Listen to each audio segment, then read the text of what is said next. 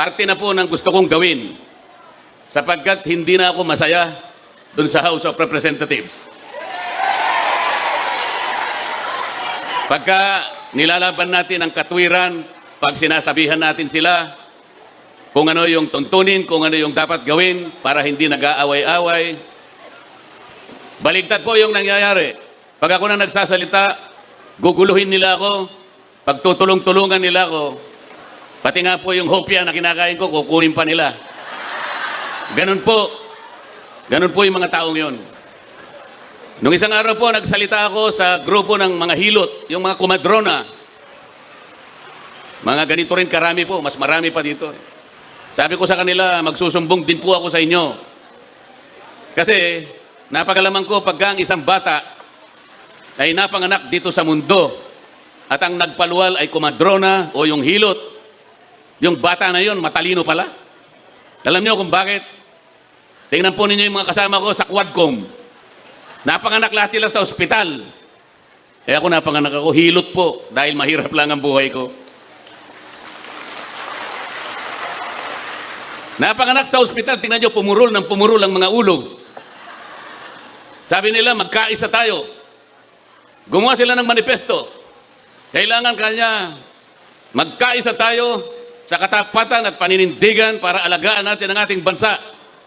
Paanong pagkakaisa yon? Paano magkakaisa ang isang bansa kapag ini-impeach mo ang Vice President? Hypocrisy. Nagpapanggap. Nagbabalat kayo. Ano po yung nagpapanggap sa Bisaya para ma-emphasis? Ha? Nagpakaroon ingnon. Oh, yun. Translator ko ha? Sabi ko, pagtulungan natin, napakaraming problema ng bansa natin. Ang kuryente, napakataas ang kuryente sa bansang ito. 10 bills, power bills ang ipinail ko. Wala kahit isa ang dininig sa committee. Paano ba puro Quadcom na lang? Lahat ng panahon, lahat ng atensyon binigay lahat sa Quadcom. Wala nang panahon para dinggin yung mga panukalang batas na makakabuti sa tao. Ano po ba ang layunin ng ating batas sa kuryente na ginawa 23 years ago? What is the objective of that law that was enacted in 2001 or 23 years ago? To ensure the delivery of quality and reliable and affordable rates of electricity in this country. So pag sinabi mong secure and reliable, walang brownout. Pag sinabi mong affordable, abot kaya. Abot kaya. Sa Bisaya, barato. O yan, nakita nyo naman. Hindi mo alam yun, Senador Philip Salvador. Yun ang pangunahing layunin. Pero hanggang ngayon, after 23 years, abot kaya ang kuryente, abot langit. Tinanggal nila ako sa Committee on Energy. Pag sinasabi ko, walang hustisya ang ginagawa natin, you are not following the rule of law. Tinanggal nila ako sa Justice Committee. Kasi i-impeach nila yung Vice President. Para hindi na ako siguro makasali, tinanggal nila ako sa Justice Committee. Ang sabi ko sa kanila, yun ang akala nyo.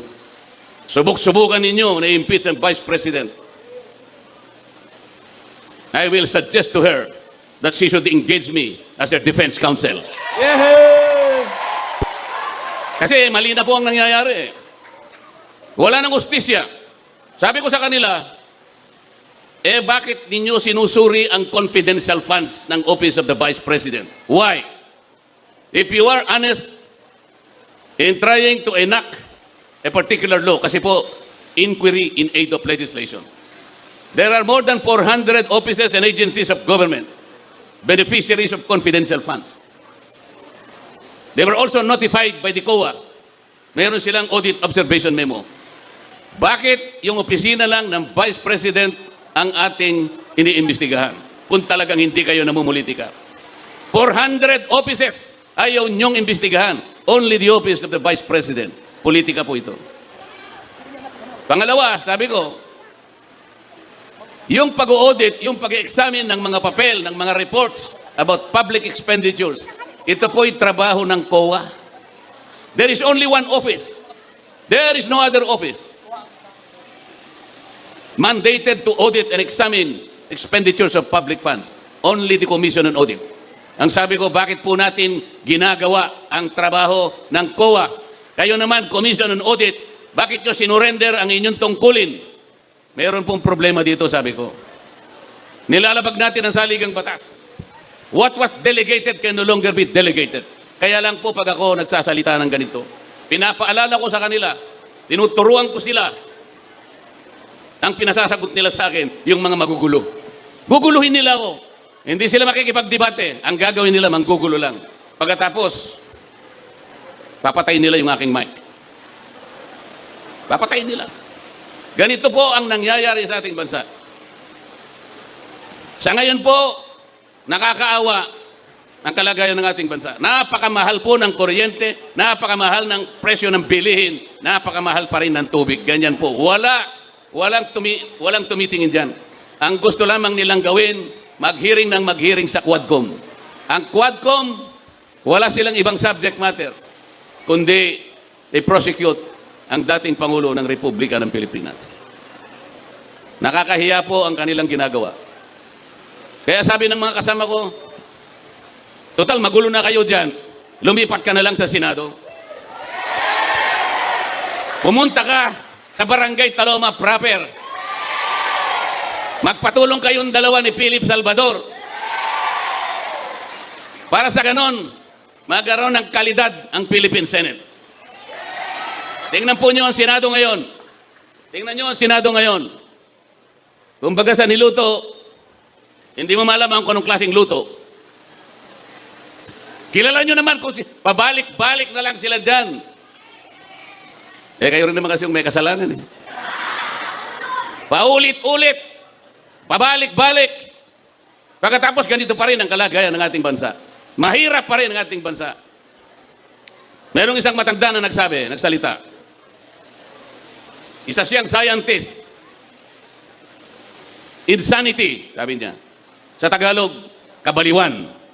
Ano po yung insanity sa Bisaya? Buwang. Kabuwangan. Insanity is doing something over and over and over again, but expecting different results. Boto na kayo ng boto sa kanila. Ganun pa rin. Hindi tayo makakakuha ng resultang mabuti para sa ating bansa. Bakit hindi natin testingin si Philip Salvador? Isama nyo kami doon. Kahit hindi mo malaman kung anong klaseng niluto ang Philippine Senate. Sabi nila sa akin, paano, isasama mo ako dyan. Hindi pala magkakapareho yung sahog, hindi magkakasama yung sangkap. Hindi natin alam kung anong lasa niyan. Tapos ilalagay mo pa ako dyan, isasama mo pa ako dyan. Hindi po, kanya ganito po ang gagawin natin. Dahil nga hindi natin maintindihan kung anong klaseng luto na yung Philippine Senate. Kayo po ay ilalagay natin dyan para po magsilbi kayong magic sarap. Baka po sa lasa, magkaroon man lang ng lasa yung luto na yan, baka magkaroon tayo ng pag-asa. Tingnan po ninyo yung corruption dito sa bansang ito. Yung corruption, nalulunod na tayo sa corruption. Magkano ang ginagasta ng ating bansa araw-araw? Magkano? How much does this country spend every day? You have an idea? 15.8 billion pesos every day. Magkano naman ang ating kinikita araw-araw? 11.7 billion pesos. So gumagasta tayo ng mas marami kaysa sa kinikita natin. Anong deficit? 4.1 billion pesos. Yan po ang inuutang natin araw-araw. 4.1 billion pesos. Or about 270 million pesos every hour. Bagsak. Magkano na po yung ating utang? 16 trillion pesos. 16 trillion pesos. Bigay ng akap. Akap dito, akap doon. Puro akap. Hindi po yan ang gawain ng House of Representatives. Hindi po yun ang aming gawain. Wala po kaming gawain na kami ang magbigay ng kung ano-ano. Tingnan po nyo yung ginawa nila. Tingnan nyo yung politika. Ang budget po na pinresent ni Inday Sara, 2 billion pesos. Ano ang ginawa nila? Tinanggal po nila. Sabi nila, hindi, gawin na lang natin 700 million. Kasi yung ibang budget mo rito, ginagawa na rin ng DSWD. Yung iba, ginagawa na rin ng DOH. Yung iba, ginagawa na rin ng CHED.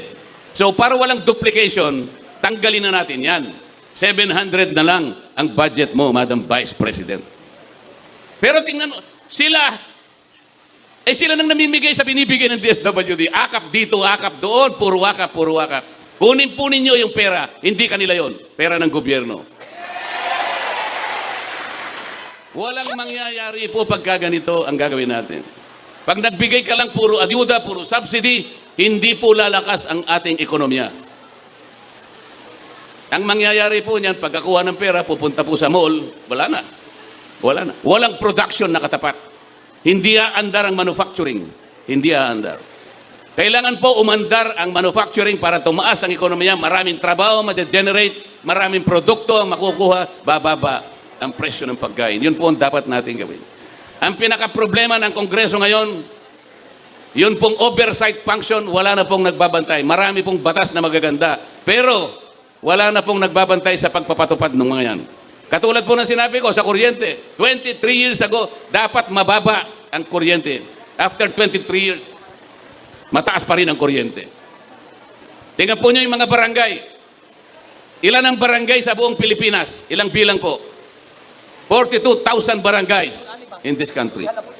Ilang porsyento po ng 42,000 barangays ang nakatitindig sa sariling paa? How many percent are self-reliant? 2%. 98% gumagapang. Magkano ang sweldo ng kapitan? Average, buong Pilipinas? 5,000 pesos. 5,000 pesos.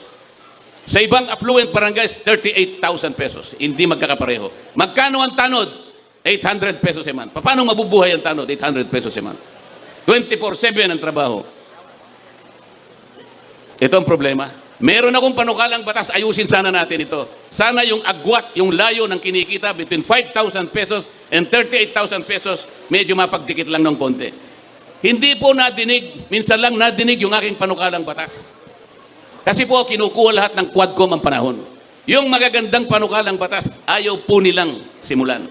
Ang gusto nila lamang simulan ay kung paano uusigin ang Pangulong Duterte. At kung paano i-impeach ng Vice President. Kaya ako nagpunta rito para malaman ninyo ang tunay na nangyayari sa ating bansa.